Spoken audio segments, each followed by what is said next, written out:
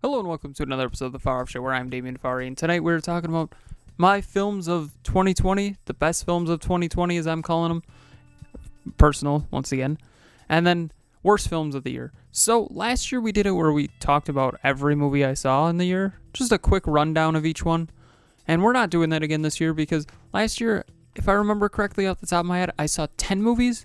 This year I saw 32. So that's not something we're going to do. So, before we get into the good movies, let's start talking about the bad movies. And some of these are bad movies. Some of them are just ones I didn't particularly like. So, let's get in some dishonorable mentions here.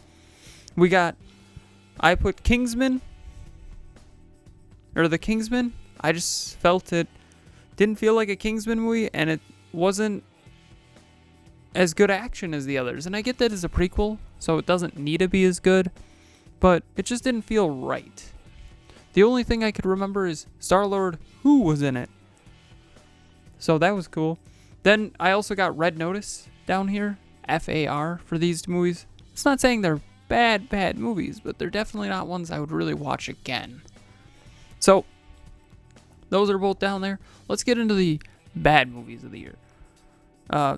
Honestly, I also forgot here, Ghostbusters Afterlife was also an F.A.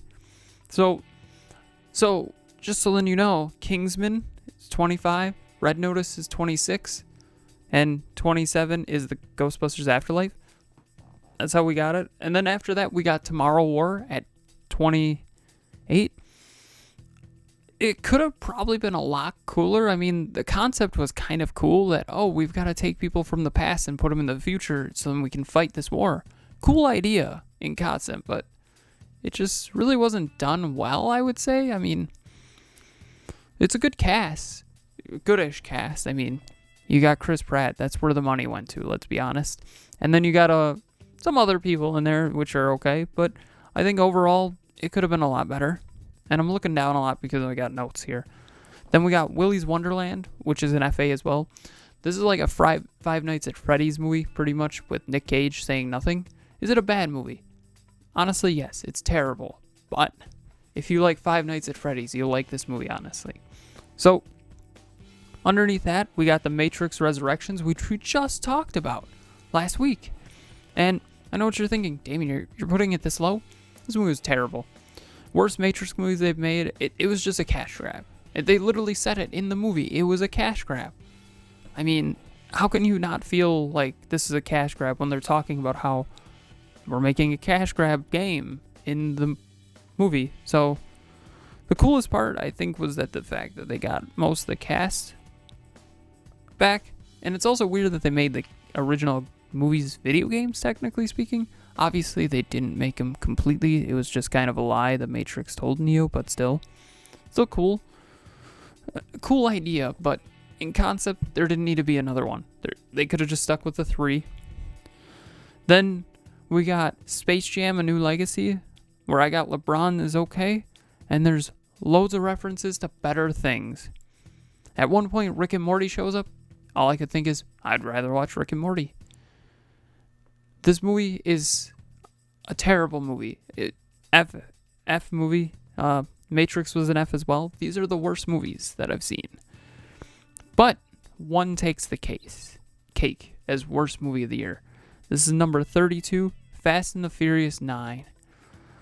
What did I just watch is what I said coming out of it. And why did a car go into space? I get that this is a car movie. Why did it go to space? Honestly, don't get me wrong. I have a bias towards Fast and the Furious movies. I think all of them are relatively good, except this one. This one is terrible. Unwatchable at points. So I would just avoid this one. Don't get me wrong, I think the cast is once again great. I feel like they removed the Rock and put John Cena in there. And don't get me wrong, John Cena is good. He's no Dwayne The Rock Johnson, but he's still good.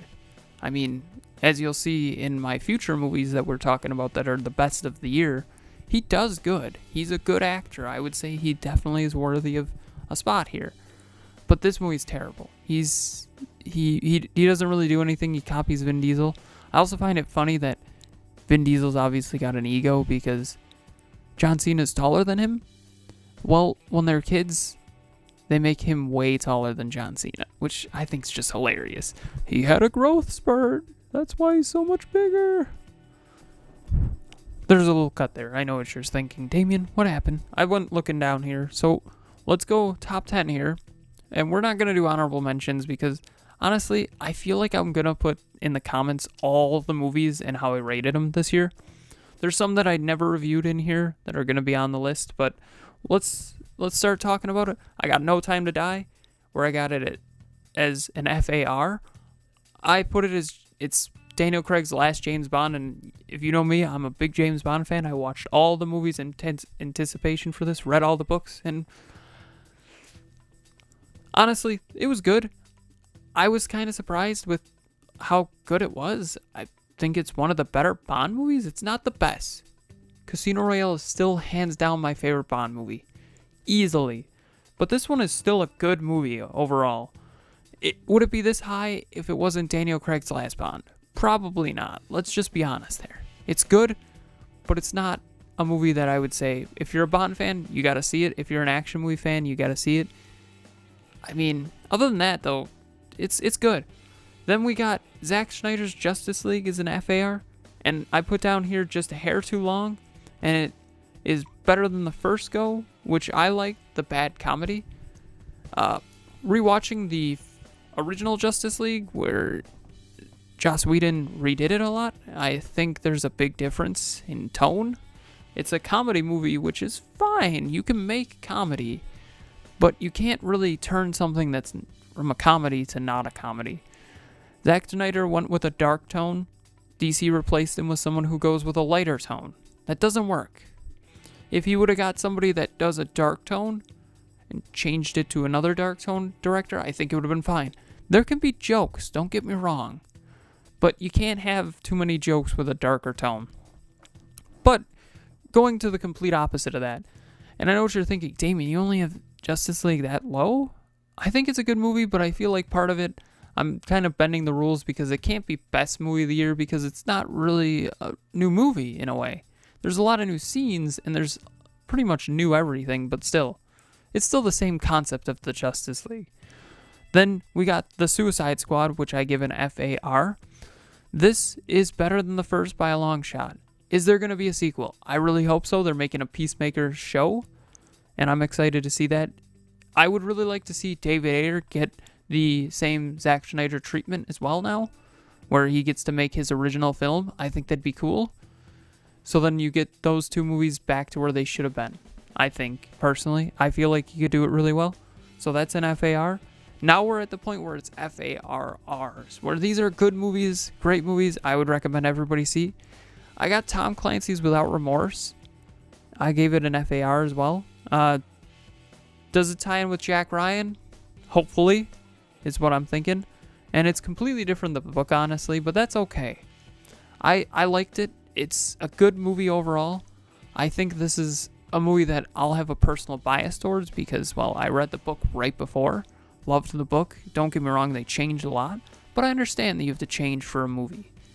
But this movie, if Michael B. Jordan wasn't in it, this would be not even near this close. I think Michael B. Jordan sells this movie. Also, the Amazon Alexa commercials with him sell it as well. So that's important to note. Then we got House of Gucci, where I put the cast and the story down. The book is great. If you have not read the book, go read the book. The cast is, let's be honest, we're probably going to be talking about a lot of Oscars for this cast because the cast alone, Lady Gaga brings, I would say, her A game. Adam Driver is the standout, I would say, even though he's not really being known for it here. He's a great actor, but he's never been given like something amazing. So, Adam Driver. Then you got Al Pacino, Jared Leto, Jeremy Irons. I think all these people are going to be nominated for something. Obviously, Lady Gaga, Best Actress. Adam Driver, Best Actor. I think Best Supporting Actor for Jared Leto and Al Pacino, and maybe even Jeremy Irons. Because, well, there's been a lot of movies. There hasn't been a lot of Oscar-y movies here, I would say. Has there? I didn't see any, really. Then again, I don't really see any ever. So, then we got Shang-Chi and the Legend of the Ten Rings. I said Simu Liu is like a young Jackie Chan and leader of the Avengers? Maybe. So, I think this movie was a standout surprise. I did not expect to really enjoy this movie. Comparatively to the other Marvel movies, we've already talked about this in the Marvel ranking. I got Black Widow or Eternals, they kind of flip-flop. Then I got Shang-Chi, and then I got Spider-Man, which, spoiler alert, Spider-Man's coming up, don't worry. But I think this is a great movie. It's a lot better than I thought it would be, and I'm really hoping they're making a 2. The Legend of the 11 Rings, maybe. In all seriousness, we'll see what happens. I think it was a great movie. It's definitely, if you like a Kung Fu movie, if you like a Marvel movie, there's not really too many ties to other Marvel movies, except, spoiler alert, Ben Kingsley reappears. Other than that, there's not too much relating to other Marvel movies, so I think that works perfectly fine. So if you're new to Marvel, you could probably start here. Then we got A Quiet Place Part 2, and I said maybe it's better than a sequel, and maybe better than the first one, and they're making sequels. I think this was the movie that I said early in the year, this is probably going to be hard to beat, and it's number 4.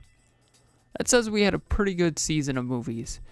There is better than that, and I think John Krasinski has done really well. I'm really excited to see A Quiet Place Part 3, and supposedly they're going to be making other things. I hope they make a prequel where they show, because they kind of showed the beginning of what happened with the first couple of minutes of this movie with the really long take, and I loved it. I would like to see more. I want to see what leads up to the events of the Quiet Place movie. That'd be cool. Then we got Last Duel, and I put here, I loved each chapter telling the 3 main characters' point of view. Acting was maybe some of the best of the year. Matt Damon, I'm not a big Matt Damon fan, but I assume he's going to be nominated for Best Actor. Adam Driver, Best Actor. Can he be nominated for 2 movies Best Actor, or do they nominate him separately then? I've never thought of that. I think he could do it for both, though. So, would he be going against himself? I don't know how that'd work. But then you got Ben Affleck. I think he could be a supporting actor in this. And then Jodie Comer. I think supporting actress, maybe? Or best actress? Who knows? I think Last Duel is a great movie. Ridley Scott out here making me read books is what I put as well. Because House of Gucci, Ridley Scott. The Last Duel, Ridley Scott, making me read those books, and I love the books too.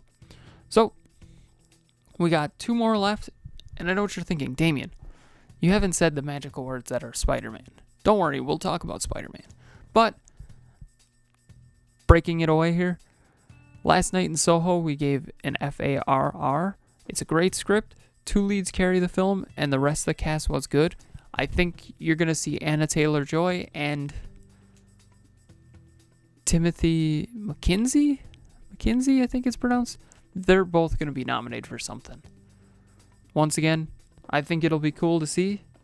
And then finally, I don't really want to give too much away of that movie because, well, there's a lot there. And now I'm down here and you're just staring at my head. I could have cut this, but I left it in. So, finally, we got the number 1 movie of the year. I've seen it 6 times in theaters and still plan to see more. Spider-Man No Way Home. There's an insane plot, and it's, I would say, the best Spider-Man movie that's maybe not Spider-Verse. I'm on the fence. I don't know which one's better. So, tell me in the comments below. Do you think Spider-Verse or Spider-Man No Way Home is better? I love Spider-Man No Way Home. It put my personal favorite before this movie, Andrew Garfield, into it, and my favorite now, Tom Holland, together. So I thought that was pretty sweet. I think this is definitely a movie that you need to see, though. If you've not seen any of the other Spider-Man movies, that's okay. They kind of reference other things, and they kind of make it pretty easy to follow, even if you haven't seen them. But I think this is the best Spider-Man movie. Live-action Spider-Man movie. No Way Home is so good, and Into the Spider-Verse is as good, if not better. So, I know you probably didn't see 32 movies this year, but what are your favorite movies of the year? Tell me in the comments below.